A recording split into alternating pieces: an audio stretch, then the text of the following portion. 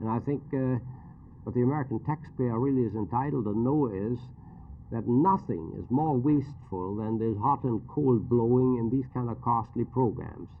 We would be a lot better off if we had an average funding level, maybe not quite as high as the Apollo peak was, but maybe something like $5 billion a year, and would really retain this funding level for a number of years so that we can plan in orderly fashion and don't have to build up something here and then turn around and tear in the sandcastle with our own behind, which is what we are continuously doing in this.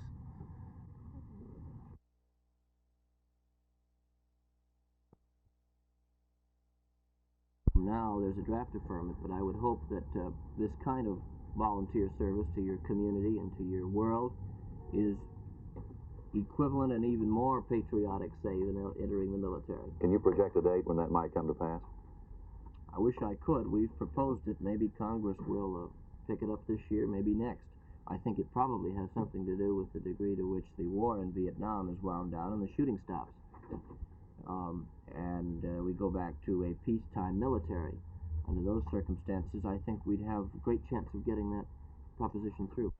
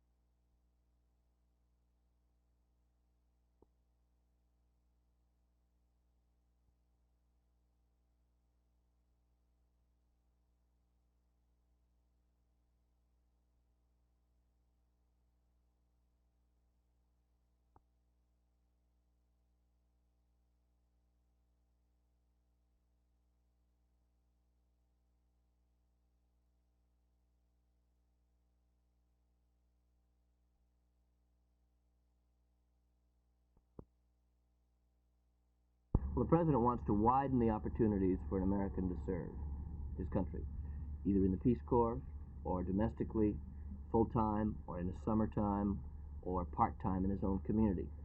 And so taking the existing federal agencies such as the Teacher Corps, VISTA, and the Peace Corps, putting them together into one agency, we will have one place where a man can write and volunteer his service. Then once he enters service, if he's overseas and he comes back home, he can continue because the same agency can put him to work back here fighting the same problems back at home. And then if he goes on with his career, maybe he can continue to contribute his summers or part-time. And this is being worked out right now. And I think it makes a lot of sense, and I think you'll see a new burst of energy because the American people, I think, right now are tired of a lot of the negativism and cynicism that they've been hearing.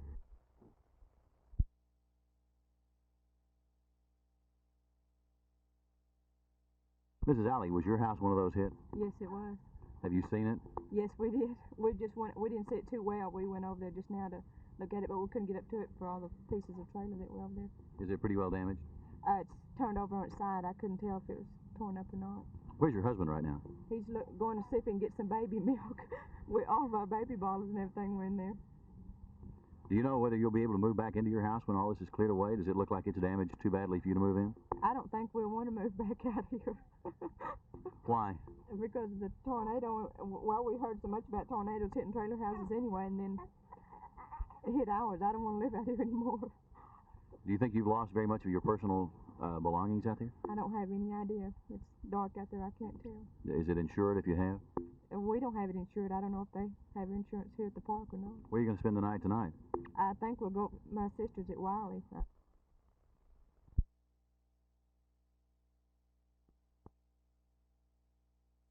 I don't think that'll have an effect at all on our bond program. In other words, the unsettling condition in the police department will have no effect? Not at all. None at all. Who's going to pay for these $20 million in bonds? All the taxpayers. This will increase our tax rate to where a $20,000 home will cost us about 90 cents a month more in taxes than, that is 6 years from now, than we're paying now. Mr. Cooper, quite frankly, what are the chances for the 9 parts of this $20 million bond issue? I frankly think they'll all pass, and most of them overwhelmingly. One of the most controversial is also one of the smallest, the $450,000 for the landfill area to share with University Park. Well, we've got to have that. We've certainly got to bury our garbage. What's your recourse if it fails, as many people say it will? I feel like that we'll have to take it out of our general operating funds. There's no other way.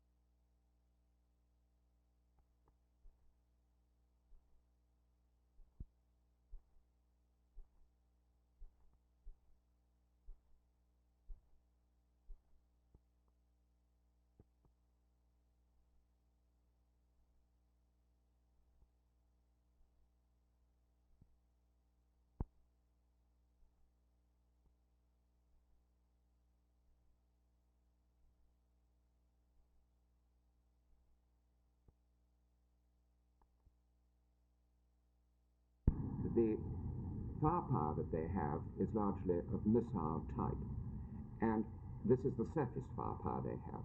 And make no mistake about it, they have very good missiles indeed. Some of the NATO navies are outranged by these missiles. Nevertheless, providing that you have air power, and I think it should be, and not I think, but we have naval air power, that outranges and outguns the Soviet missile firer.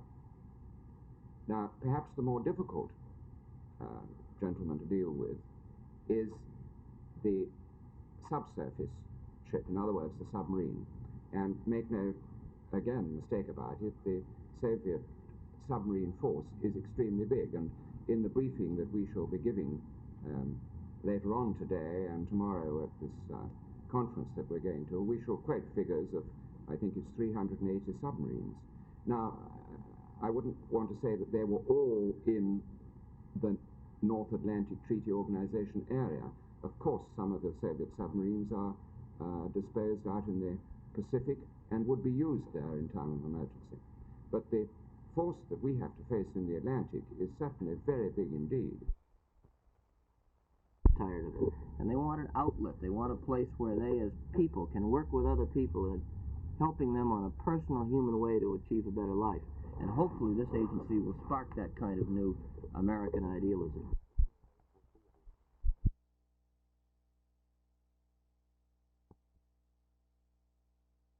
The OEO proposes that the industry take it upon itself to conduct experiments to determine what is going to be the best programs that can do the best job of freeing up some of these communications channels between the poor and the non-poor. By programs, you're not just talking about cable-originated programming, but of total involvement, aren't you? We certainly shoot for total involvement, but as you know, cable systems operators are going to be originating programming very soon. And one of the best ways, we think, to make the program maximally effective is to involve the persons about whom the programming is going to be created. For example, if we're talking about local origination, then it seems to me it would be a good idea to locally originate in some poor and disadvantaged communities, as well as some non-poor communities. And to get the involvement of the people who live in these communities is our concern.